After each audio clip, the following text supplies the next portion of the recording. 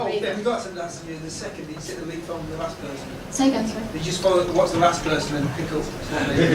Okay. Are you ready to go? Yeah, I'm ready. Okay. Okay, I've learned that there's a drug company that is plans to stop paying doctors to present at their conferences and to stop linking the pay and bonuses of sales reps to their sales figures. And I think, how great is that? But that makes me think, are all the other drug companies still doing all that stuff? And if so, is that all right? Because if they are, isn't that what we call a conflict of interest? And surely it's not a good idea to risk influencing the people that are that we're relying on for our health and our well-being. But I learned from an American website that there's that they're proud of their strong tradition of funding independent organisations such as patient advocacy groups and professional medical associations. And I'm struggling to get my head around funding and independent side by side in the same sentence. They're funding patient education and treatment, but I couldn't find any references to funding for prevention. So I wonder, is that what we mean now by a conflict of interest? Now, maybe it's my understanding of the word funding that I'm getting confused about, because this is a huge company. So, are they giving money away? And if so, I'd like to say thank you very much. But it's an American company and I don't understand the American healthcare system. But the British one, the NHS, is doing a great job of keeping us well. So maybe we've got a different definition of independent here. But I still wonder who's paying for all those clinical trials that underpin our evidence-based medicine.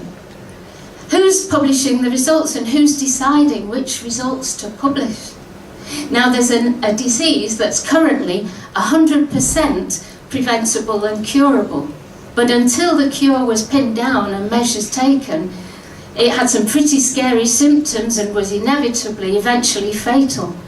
But we've known about the cure since the 15th century, although apparently we've forgotten and had to rediscover it over and over again. But as the cure isn't patentable and it just involves us eating a bit of fruit and veg to get some vitamin C, I wonder if our current system of research funding would have found the cure for scurvy when we forget it again.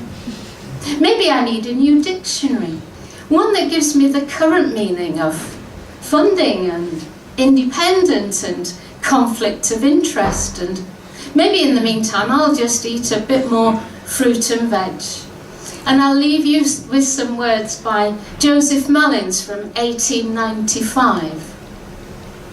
A collection was made to accumulate aid, and the dwellers in highway and alley gave dollars and cents to provide not a fence, but an ambulance down in the valley. For the cliff is all right if you're careful, they said, and if folks ever slip and are dropping, it isn't the slipping and dropping that hurts, it's the shock down below when they're stopping. So for many a year as those mishaps occur, quick forth to the rescuers sally, to pick up the victims that fall from the cliff with the ambulance down in the valley. And then one made a plea. It's a marvel to me that you'd give so much greater attention to repairing the results than to curing the cause. Why, we'd much better aim at prevention. For the mischief, of course, should be stopped at its source. Come, neighbours and friends, let us rally. It makes far better sense to rely on a fence than an ambulance down in the valley. He's wrong in his head. the majority said. He would end our most earnest endeavour. He's the one that would shirk this responsible work, but we will support it forever.